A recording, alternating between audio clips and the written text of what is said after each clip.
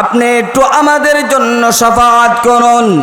এই হাসরের মাঠের কষ্ট আর আমাদের সয় না, আমাদের আর সহ্য হচ্ছে না। আমরা জান্নাতি হই আর জাহান্নামে হই।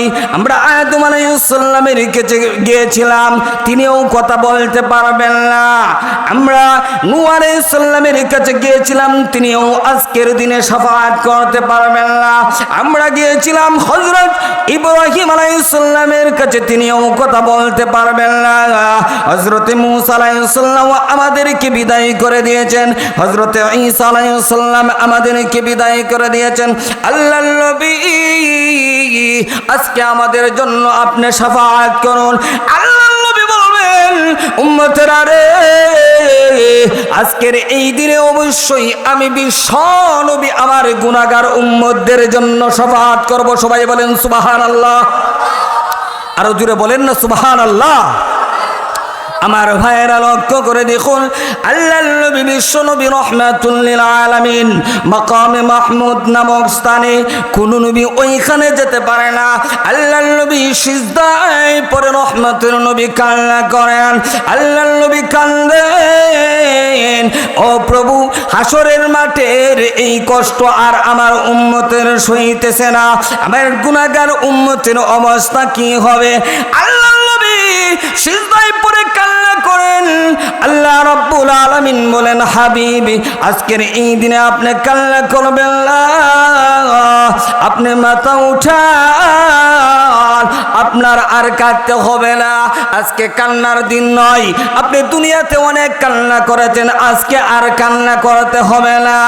আমি আল্লাহ ওয়াদা দিলাম, আজকে আপনি যা চাইবেন আমি আল্লাহ তা শুনবো। আপনি যা বলবেন আপনার কথা আমি আল্লাহ মেনে নেব। সুবহানাল্লাহ বলেন। মহান আল্লাহ পাক রব্বুল আলামিন এই পৃথিবীকে ধ্বংস করে ফেলবেন। মহান আল্লাহ রব্বুল আলামিন কোরআনুল কারীমের ভিতরে বলেন, ইসরাফিল আলাইহিস সালাম যখন প্রথম সিংহাতে ফুৎকার দিবেন, এরপরেই একটা ভয়ঙ্কর অবস্থা হবে। আমরা দেখেছি বিগত দিনেও তো ভূমিকম্প লারা দিছে 2-3 বার, কথা বলেন ঠিক কিনা? এরপরে 21 তারিখ শনিবারেও তো ভয়ঙ্কর ভূমিকম্প হয়েছে।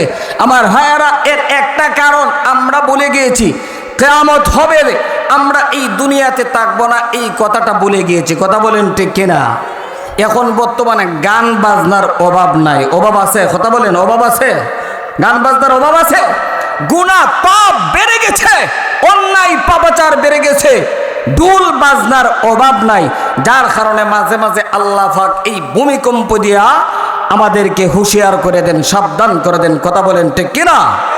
ইসরাফিল আলাইহিস সালাম প্রথম যখন সিংহাতে ফুৎকার দিবেন, অবস্থা খুব কঠিন হয়ে যাবে। মহান আল্লাহ কোরআনুল কারীমের ভিতর বলেন, ইযা যুলজিলাতিল আরদু জিলজালাহা,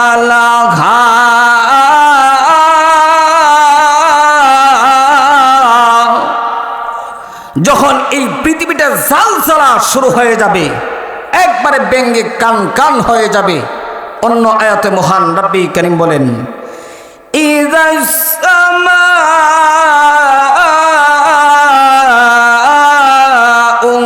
শাক্কাত, আসমান ব্যঙ্গে কান কান হয়ে যাবে। অন্য আয়াতে মহান রব্বি কারীম বলেন, ইযাস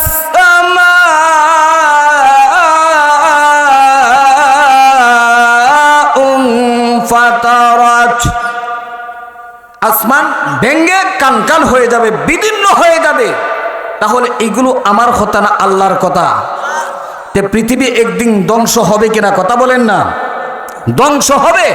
আমার ভাইয়েরা লক্ষ্য করে দেখুন, মহান রব্বি কারীম এই পৃথিবীকে এমন অবস্থা হবে, প্রথম ফুৎকার দেওয়ার পর কিছু মানুষ ব্যবসাতে থাকবে, বন্ধুর সাথে কথা বলবে, খেতে খামারে কাজ করবে, এমন অবস্থায় ভয়ঙ্কর অবস্থা হবে যে প্রথম ফুৎকার দেওয়ার পর মনে হবে মানুষেরা অজ্ঞান হয়ে গিয়েছে, মূলত তারা অজ্ঞান নয়। মহান আল্লাহ এই পৃথিবী ধ্বংস করে ফেলবেন। এরপরে শুধু তা না, লক্ষ্য করে দেখেন এমন অবস্থাটা হবে। মহান রব্বি কারীম কোরআনুল কারীমের ভিতরে বলেন, ইয়াউমা তারাউনাহা তাযহালু কুল্লু মুরদিআতিন عما أرضعت وتضع كل ذات حمل حملها وترى الناس سكارى وما هم بسكارى ولكن عذاب الله شديد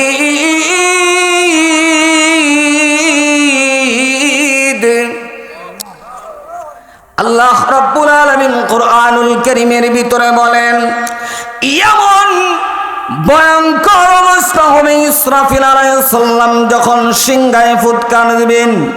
ভাইরা আমার ওই দিন অবস্থাটা কিরকম হবে? মা তার সন্তানকে ছোট বাচ্চাকে দুধ পান করাতে বলে যাবে, এমন ভয়ঙ্কর অবস্থা হবে। আল্লাহ রাব্বুল আলামিন কুরআনুল কারীমের ভিতরে বলেন যে মা গর্ভ অবস্থায় আছে, ইসরাফিলের যখন সিংহায় ফুৎকার দিবেন এত ভয়ঙ্কর অবস্থা হবে, গর্ভবতী মহিলা গর্ভপাত করে ফেলবে, এমন কঠিন অবস্থা হবে।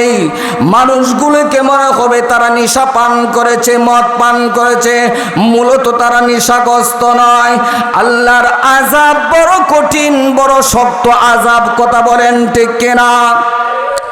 আমার ভাইরা লক্ষ্য করে দেখুন, তামাম পৃথিবী একদিন মহান আল্লাহ রাব্বুল আলামিন ধ্বংস করে ফেলবেন।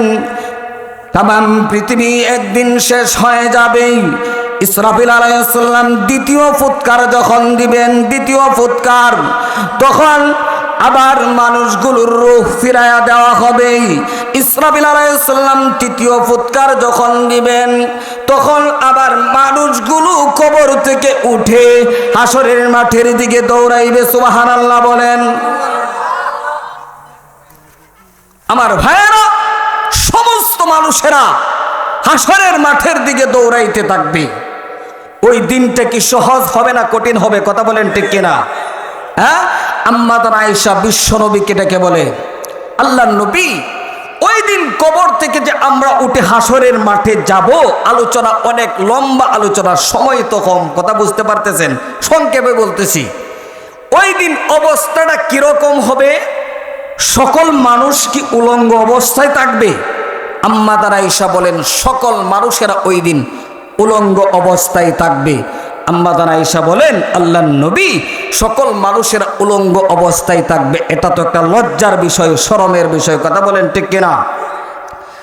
আমার ভাইয়েরা লক্ষ্য করে দেখুন, আল্লাহর নবী বলেন আয়েশা, ওই দিনটা সাধারণ কোনো দিন হবে না। আয়েশা শুনে রাখো, পায়ের নিচে যতটুকু জায়গা, এর থেকে বেশি জায়গা হাসরের মাঠে একজনকে দেওয়া হবে না। সকল মানুষেরা নাফসি নাফসি করতে থাকবে, সকল মানুষেরা নাফসি নাফসি করতে থাকবে। এই হাসরের মাঠে অবস্থাটা এরকম হবে যে একবারে একদিনের পরিমাণ 50,000 বছর দাঁড়িয়ে থাকতে হবে হাসরের মাঠে, এত কঠিন হবে। ওই দিন কে পুরুষ আর কে মহিলা এটার কোনো খেয়াল থাকবে না, চিন্তা ধারণা থাকবে না। মানুষের মনের ভিতরে এরকম কোনো ধারণা থাকবে না, এমন কঠিন হবে হাসরের মাঠের অবস্থাটা। আল্লাহর নবী বিশ্ব নবী রাহমাতুল লিল আলামিন বলেন, আয়েশা, যে সূর্যটা দেখতে পাও পৃথিবী থেকে এই সূর্যটা 9,30,00,000 মাইল দূরে, কথা বলেন ঠিক কিনা? সূর্যটা হলো 9,30,00,000 মাইল। এই সূর্যটা দূরে যেই তাপটা বর্তমানে আমরা পাই, কথা বলেন ঠিক কিনা? কিন্তু আল্লাহর নবী বলেন এই সূর্যটা মাথার আদাত উপরে সূর্যটা থাকবেই। আর মহান আল্লাহ রব্বুল আলামিন এই সূর্যের পাওয়ার এখন যেরকম পাওয়ার এরকম পাওয়ার নয়, এই পাওয়ারটা এত পরিমাণ হবে, মাথার আদাত উপরে সূর্যটা থাকবেই, এত কঠিন হবে। এই সূর্য কিয়ামতের সময় মহান আল্লাহ এই সূর্য ভেঙে ফেলবেন, আবার নতুন করে সূর্য বানাবেন। এরপরে শুধু তা না, যে পরিমাণ পাওয়ার সূর্যের তাপ আছে, এ থেকে মহান আল্লাহ রাব্বুল আলামিন সূর্যের তাপ যে পাওয়ার আছে, এই পাওয়ারটা 70 গুণ আরো বেরিয়ে দিবেন। সুবহানাল্লাহ। যেই তাপ আছে বর্তমানে, এর থেকে আরো 70 গুণ পাওয়ার এই সূর্যের তাপের মধ্যে আল্লাহ পাওয়ার বাড়ায় দিবেন। ওই দিনটা কি সহজ হবে না কঠিন হবে? কথা বলেন ঠিক কিনা? আর মাথার আদাত উপরে থাকবে, ওই দিন কিরকম অবস্থাটা হবে? এই দিন বড় কঠিন অবস্থা হবে। আল্লাহ নবী বলেন, ওই এমন কঠিন অবস্থা হবে, মানুষের এত পরিমাণ পিপাসা হবে, জমিটা তামা হয়ে যাবে, আর জিহ্বাটা বের হয়ে যাবে। কারো জিহ্বা নাভি বরাবর হয়ে যাবে। যে যে পরিমাণ পাপ করেছে, গুনাহ করেছে, দুনিয়ার জমিনে অন্যায় করেছে, সেই পরিমাণ তাকে পাপের সাজা হবে। কেউ ওই হাসরের মাঠে এই তার গুনার বরাবর যেই পরিমাণ পাপ করেছে, এত পরিমাণ গাম হবে, তার ঘাড় থেকে গাম হবে, হাঁটু থেকে হবে, কোমর থেকে হবে। যে যে পরিমাণ গুনাহ করেছে, পাপ করেছে, সেই পরিমাণ পাপের ভিতরে, এই গামের ভিতরে হাবুডুবু কাইবে। নাউজুবিল্লাহ বলেন। যে যে পরিমাণ দুনিয়াতে পাপ করেছে, গুনাহ করেছে, সেই পরিমাণ গাম হবে, আর এই গামের ভিতরে হাবুডুবি খাইবে, খাইতে থাকবে। ওই দিনটা সহজ না কঠিন? কথা বলেন না। মহান আল্লাহ, আমি যে আয়াতে কারিমা তেলাওয়াত করেছি, ওই দিনটার কথা উল্লেখ করে মহান আল্লাহ বলেন, ওয়াত্তাকু ইয়াওমান তুরজাউনা ফীহি ইলাল্লাহ।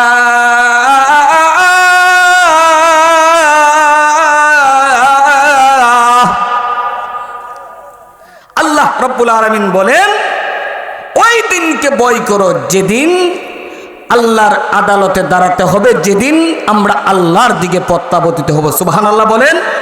আর জোরে বলেন না সুবহানাল্লাহ। বলেন, আমরা আল্লাহর আদালতে আল্লাহর কাছে দণ্ডায়মান হব কিনা? কথা বলেন না। ওই যে হাসরের দিনের কথা আল্লাহ বলতেছেন, যেদিন আল্লাহ পাক বিচার করবেন, ওই দিনের কথা উল্লেখ করে মহান আল্লাহ বলেন, যেদিন আল্লাহর দিকে আমরা প্রত্যাবর্তিত হব, ওই দিনটাকে তোমরা ভয় করো। এই দিনের কথা আমাদের স্মরণ হয়নি। কথা বলেন না। স্মরণ হয় না, হইলে তো আমরা জিনা করলাম হয় না, সুদে ঘুষে আমরা লিপ্ত হইলাম না। কথা বলেন ঠিক কিনা? আমাদের দ্বারাতে সন্ত্রাসী হতো না, মারামারি হতো না, কাটাকাটি হতো না, রাহাজানি হতো না, আমার ভাইয়েরা চুরি ডাকাতি হতো না। কথা বলেন ঠিক কিনা? মদের আড্ডা হতো না, জুয়ার আড্ডা হতো না, মানুষেরা নেশার আড্ডাই যেত না। কথা বলেন ঠিক কিনা? ওই দিনকে আমরা ভুলে গিয়েছি। আমাদের যে মরণ হবে, মরণের পরে একদিন আল্লাহর আদালতে হাজিরা দিতে হবে, এই কথাটা আমরা ভুলে গিয়েছি। কথা বলেন ঠিক কিনা? অথচ ওই দিনটা বড় কঠিন হবে, ওই দিনটা খুব ভয়ঙ্কর অবস্থা হবে। আল্লাহ নবী বলেন, ও আয়েশা শুনে রাখো, জিহ্বাটা বের হয়ে যাবে, পিপাসা এমন হবে, কে পুরুষ কে মহিলা ওইটা চিনবে না, এই ধ্যান ধারণায় থাকবে না। মানুষগুলো, সকল মানুষেরা দৌড়াইতে থাকবে। এমনকি আমার ভাইয়েরা লক্ষ্য করে দেখুন, ওই দিন এমন অবস্থা হবে, যত নবী রাসূল আছেন, যত পয়গম্বর আছেন, সকলেই নাফসি নাফসি করতে থাকবে, কারো ধ্যান ধারণা থাকবে না। সকল নবীরা উম্মতের কথা ভুলে যাবে, সকল নবীরা উম্মতের কথা ভুলে যাবে, আমার উম্মতের কথা ভুলে যাবে। ওই দিন একজন যিনি উম্মতের জন্য কান্না করবেন, উম্মতের জন্য পাগল, তিনি হলেন আপনি আমার নবী, বিশ্ব নবী রাহমাতুল লিল আলামিন। সুবহানাল্লাহ বলেন। আরো জোরে বলেন না সুবহানাল্লাহ। আমার ভাই লক্ষ্য করে দেখুন, সকল মানুষেরা ওই হাসরের মাঠে তাদের অবস্থাটা এমন হবে যে আল্লাহ পাক রব্বুল আলামিন যাতে বিচারটা করে ফেলেন। হাসরের মাঠের কষ্টটা আর আমাদের সইতেছে না, আর সয় না। আমরা জান্নাতি হই আর জাহান্নামী হই। যদি বিচারটা হয়ে যেত তাহলে ভালো হতো। তারা বলবে যদি বিচার হয়ে যেত তাহলে ভালো হতো। আজকের যে কষ্ট হাসরের মাঠের, এই কষ্টটা আর সইতেছে না। আমার ভাইয়েরা, এক পর্যায়ে সকল নবীর কাছে যাবে, আদম আলাইহিস সালাম থেকে শুরু করে সবাই বলবে আজকের এই দিনে আল্লাহ যে রাগান্বিত, আমাদের দ্বারাতে শাফাআত করা তোমাদের জন্য আমি শাফাআত করতে পারবো না। সকল নবীদের কাছে যাবে। লক্ষ্য করে দেখেন, এক পর্যায়ে ঈসা আলাইহিস সালামের কাছে যখন যাবে, যাওয়ার পর বলবে আজকের এই দিনে একমাত্র আল্লাহর সাথে কথা বলতে পারবেন, শাফাআত করতে পারবেন আপনি আমার নবী, বিশ্ব নবী মুহাম্মদুর রাসূলুল্লাহ সাল্লাল্লাহু আলাইহি ওয়াসাল্লাম। সবাই বলেন সাল্লাল্লাহু আলাইহি ওয়াসাল্লাম। এই দিনে একমাত্র বিশ্ব নবী কথা বলতে পারবেন, আর কেউ কথা বলতে পারবে না। কথা বলেন ঠিক কিনা? আমরা সেই নবীর উম্মত কিনা? কথা বলেন না? আমার ভাইয়েরা লক্ষ্য করে দেখুন, সকলে গিয়ে বলবে আল্লাহর নবী আপনি একটু আমাদের জন্য শাফাআত করুন। এই হাসরের মাঠের কষ্ট আর আমাদের সয় না, আমাদের আর সহ্য হচ্ছে না। আমরা জান্নাতি হই আর জাহান্নামে হই। আমরা আদম আলাইহিস সালামের কাছে গিয়েছিলাম, তিনিও কথা বলতে পারবেন না। আমরা নূহ আলাইহিস সালামের কাছে গিয়েছিলাম, তিনিও আজকের দিনে শাফাআত করতে পারবেন না। আমরা গিয়েছিলাম হযরত ইব্রাহিম আলাইহিস সালামের কাছে, তিনিও কথা বলতে পারবেন না। হযরত মূসা আলাইহিস সালাম আমাদেরকে বিদায় করে দিয়েছেন, হযরত ঈসা আলাইহিস সালাম আমাদেরকে বিদায় করে দিয়েছেন। আল্লাহর নবী আজকে আমাদের জন্য আপনি শাফাআত করুন। আল্লাহর নবী বলবেন উম্মতেরা রে, আজকের এই দিনে অবশ্যই আমি বিশ্ব নবী আমার গুনাহগার উম্মতদের জন্য শাফাআত করব। সবাই বলেন সুবহানাল্লাহ। আরো জোরে বলেন না সুবহানাল্লাহ। আমার ভাইয়েরা লক্ষ্য করে দেখুন, আল্লাহর নবী বিশ্ব নবী রাহমাতুল লিল আলামিন মাকামে মাহমুদ নামক স্থানে কোন নবী ওইখানে যেতে পারে না। আল্লাহর নবী সিজদায় পড়ে রহমতের নবী কান্না করেন। আল্লাহর নবী কান্দেন, ও প্রভু হাসরের মাঠের এই কষ্ট আর আমার উম্মতের সইতেছে না, আমার গুনাহগার উম্মতের অবস্থা কি হবে? আল্লাহর নবী সিজদায় পড়ে কান্না করেন। আল্লাহ রাব্বুল আলামিন বলেন, হাবিবি আজকের এই দিনে আপনি কান্না করবেন না, আপনি মাথা উঠান, আপনার আর কাঁদতে হবে না। আজকে কান্নার দিন নয়। আপনি দুনিয়াতে অনেক কান্না করেছেন, আজকে আর কান্না করতে হবে না। আমি আল্লাহ ওয়াদা দিলাম, আজকে আপনি যা চাইবেন আমি আল্লাহ তা শুনবো। আপনি যা বলবেন আপনার কথা আমি আল্লাহ মেনে নেব। সুবহানাল্লাহ বলেন। আমার ভাইয়েরা, বিশ্বনবী এইভাবে সিজদায় পড়ে কান্না করবেন যে হাসরের মাঠের এই কষ্ট আর সইতেছে না, আপনার বিচারের আদালতে বসেন এবং বিচার করেন। আল্লাহ রাব্বুল আলামিন বিচারের আদালতে বসবেন। কথা বলেন ঠিক কিনা? ওই দিনটা কিরকম হবে, ওই দিনটাকে উল্লেখ করেই মহান আল্লাহ কোরআনুল কারীমের ভিতরে সূরাতুল বাকারাতে কোরআনের শেষ যে আয়াত নাজিল হয়েছে, মহান আল্লাহ বলেন, واتقوا يوما ترجعون فيه إلى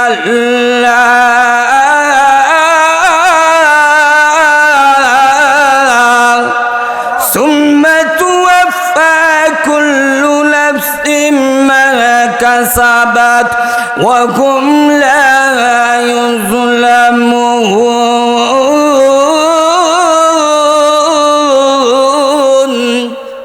আল্লাহ রাব্বুল আলামিন বলেন, ওই দিনকে ভয় করো যেদিন আমার সামনে তোমরা দণ্ডায়মান হবে, যেদিন তোমরা আমার দিকে প্রত্যাবর্তিত হবে, ওই দিন তোমাদের কর্মফল তোমাদেরকে দেওয়া হবে।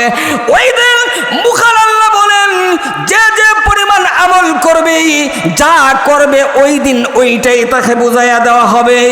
ওহুম লা ইউজলামুন, আল্লাহ বলেন কারো প্রতি জুলুম করা হবে না, অত্যাচার করা হবে না। দুনিয়ার বিচার যদি হয়, মাদুরে যদি টাকা দেওয়া যায়, ঘুষ দেওয়া যায়, বিচার রায় পরিবর্তন হয়। কথা বলেন ঠিক কিনা? পরিবর্তন হয় কিনা? যদি আপনি 10,000 5,000 দিয়ে দিতে পারেন, মাতাব্বর বেটা দেখবেন বিচার ঘুরাইয়া দিব। কথা বলেন ঠিক কিনা? হ্যাঁ, অন্যায়টাকে সঠিক বানাইব আর সঠিকটারে অন্যায় বানাইয়া দিবে। কথা বলেন ঠিক কিনা? কিন্তু মহান আল্লাহ বলেন আমার আদালতে ওই দিন আমার বান্দা বান্দীদের সামনে কোনো জুলুম করা হবে না, কোনো অত্যাচার করা হবে না। যা হয় আমার বান্দা বান্দির ফাওনা সঠিকভাবে আমি আল্লাহ বুঝাইয়া দিব। সুবহানাল্লাহ বলেন। وَهُمْ لَا يُظْلَمُونَ।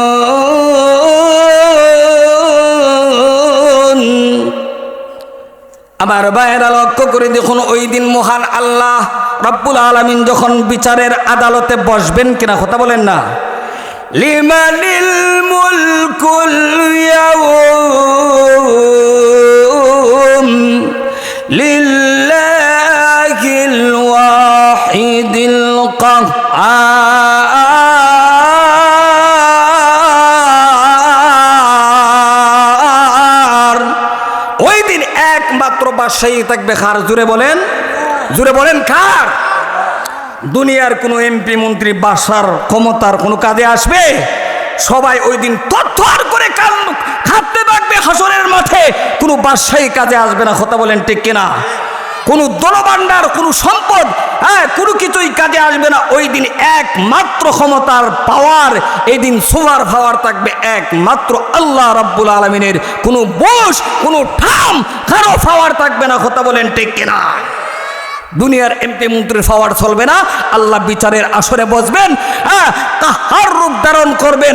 আল্লাহ রাগান্বিত হবেন যারা দুনিয়াতে পাপ করেছে, অন্যায় করেছে, গুনাহ করেছে, মানুষের কাছে জুলুম করেছে, এদের প্রতি মহান আল্লাহ খুব রাগান্বিত হবেন, কাহার রূপটা ধারণ করবেন। কথা বলেন ঠিক কিনা? হাসরের মাঠটা থরথর করে কাঁপতে থাকবে, এমন ভয়ঙ্কর অবস্থা হবে। ভাইয়েরা আমার লক্ষ্য করে দেখুন, ওই দিন আমার ভাইয়েরা অবস্থাটা খুব কঠিন হবে। কথা বলেন ঠিক কিনা? আমি আলোচনা শেষ করে দিচ্ছি। এদিকে লক্ষ্য করেন, হজরত আসছেন পাকিস্তান থেকে। আমরা রাস্তাঘাটে যারা আছি আমরা সকলেই চলে আসি। তাহলে লক্ষ্য করে দেখেন আমার ভাইয়েরা, ওই দিনটা কঠিন না সহজ? যেহেতু আমরা চলে যাব আল্লাহর আদালতে দাঁড়াতে হবে, আজকের এই মাহফিল থেকে তওবা করে যাব, জিন্দেগিতে আর গুনাহ করব না। রাজি আছেন ইনশাআল্লাহ? আল্লাহ পাক রব্বুল আলামিন যেই অল্প কথা বললাম আমাদেরকে আমল করার তৌফিক দান করুন। ওয়া আখির দাওয়ানা আলহামদুলিল্লাহি রাব্বিল আলামিন। আসসালামু আলাইকুম ওয়া রাহমাতুল্লাহি ওয়া বারাকাতুহু।